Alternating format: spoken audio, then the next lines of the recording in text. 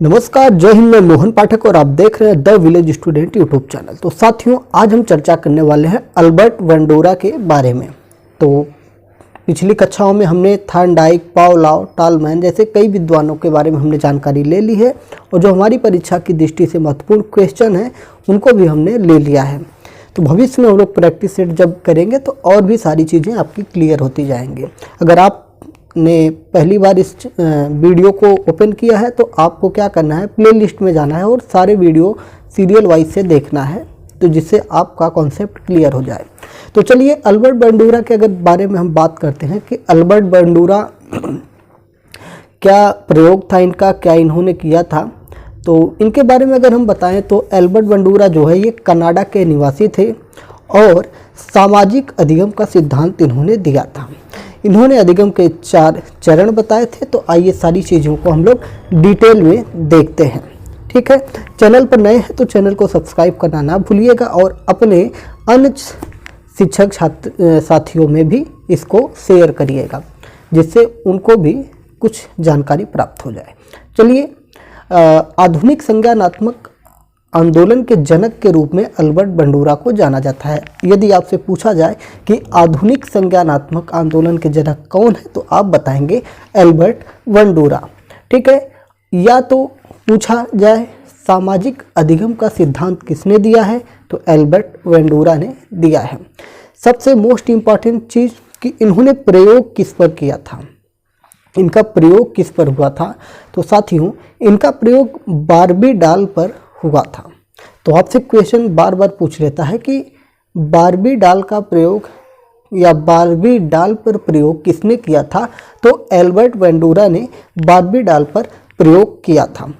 Canada के निवासी थे अल्बर्ट बंडूरा।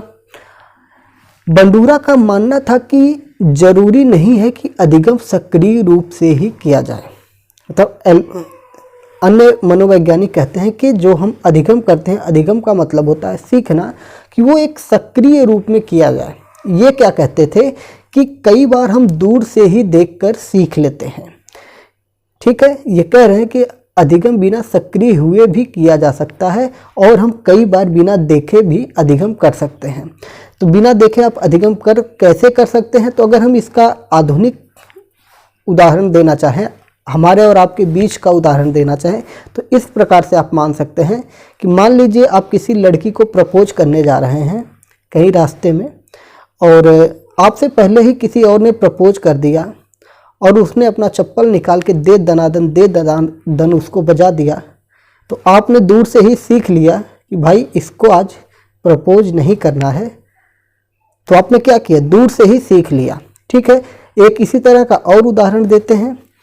मान लीजिए कोई महिला जा रही है रास्ते पर और आपका मन विचलित हुआ और उसके पीछे पीछे आप भी चल दिए और अगले चौराहे पर पहुंचते पहुंचते कोई अन्य पुरुष आपसे पहले जाकर वहां पे कुछ छेड़खानी की और वही क्रिया उसके साथ भी हुई। सैंडल पीक की चोटी और सैंडल निकाल के दे दनादन होने लगा। तो आपने फिर से सीख लिया कि भाई साहब किसी का पीछा नहीं करना चाहिए। तो क्या हुआ, हम दूर से भी देखकर सीख लेते हैं। जैसे बहुत सारे उदाहरण अगर हम बच्चों के रूप में देखा जाए कि बच्चे देखते हैं कि कोई व्यक्ति कोई चीज़ कर रहा है, मान लीजिए कोई दूसरा बच्चा गाली दे रहा है, तो पता चले उसके पापा आए और दे दनादन उस बच्चे को लगा दिए। तो दूसरे बच्चे ने ये सीख लिया कि मैं भी गाली दूंगा तो मुझे भी थप्पड़ पड़ने वाले हैं।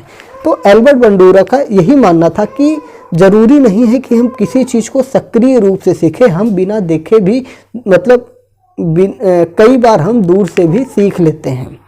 तो ये अल्बर्ट बंडूरा कहते हैं। अगर आपसे पूछे कि हम दूर से भी सीख सकते हैं या दूर से भी बिना सक्रिय रहे हुए भी हम सीख सकते हैं, तो क्या होता है, अल्बर्ट बंडूरा की थियरी। जैसे आप जानते हैं कि आप रास्ते से गुजरते हैं तो ढेर सारी दुकानें होती हैं, तो आप उनको याद नहीं करना चाहते हैं, लेकिन बार बार उनको जब आप देखते रहते हैं तो आपको वो चीज़ें याद हो जाती हैं। तो आपने वो सीख लिया कि अच्छा यूनियन बैंक का एटीएम यहाँ पे है, एसबीआई बैंक का एटीएम यहाँ पे है। आपको एटीएम में नहीं जाना है लेकिन आपको पता चल जाता है, आप सीख लेते हैं, आप ऑब्जर्व कर लेते हैं। ठीक है, हर बार अधिगम से व्यवहार परिवर्तन नहीं होता है।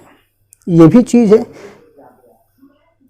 कि हर बार अधिगम से व्यवहार परिवर्तन नहीं होता है, अर्थात न सीखना भी सीखना है। वही चीज़ मैंने बताया कि जो एटीएम वाला उदाहरण आपको दिया कि आप उसको सीखना नहीं चाहते हैं, आप अपने व्यवहार में परिवर्तन नहीं लाना चाहते हैं, लेकिन आप नहीं सीख रहे हैं, फिर भी आपने वो चीज़ें सीख ली हैं कि आपको पता चल गया है कि ये दुकान यहाँ पे है, ये एटीएम यहाँ पे, ये बैंक यहाँ पर, ये स्कूल यहाँ पर है, ये सारी चीज़ें हैं। मतलब आपको उसकी आवश्यकता नहीं है, फिर भी आपने वो चीज़ें सीख ली हैं। ठीक है। अब जैसे यहाँ पे देखिए, हम समाज में सीखते हैं और जिस व्यक्ति से सीखते हैं वह हमारा आदर्श या मॉडल बन जाता है।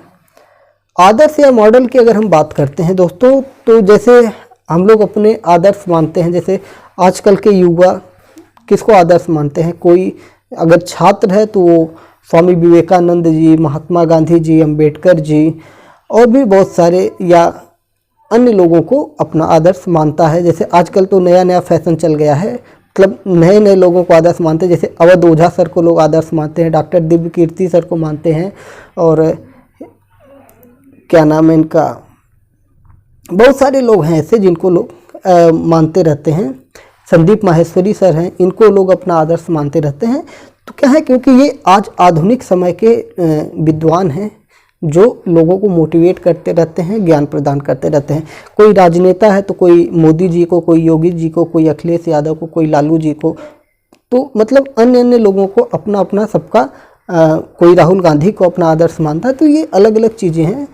तो और भी जैसे बच्चे हैं फिल्म स्टार्स जो फिल्म लाइन से या उनका संगीत में कैरियर है, तो वो लोग अपने अपने लोगों को आदर्श मानते रहते हैं। तो अल्बर्ट बंडूरा महोदय कह रहे हैं कि हम समाज में सीखते हैं, मतलब समाज के लोगों के द्वारा हम सीखते हैं।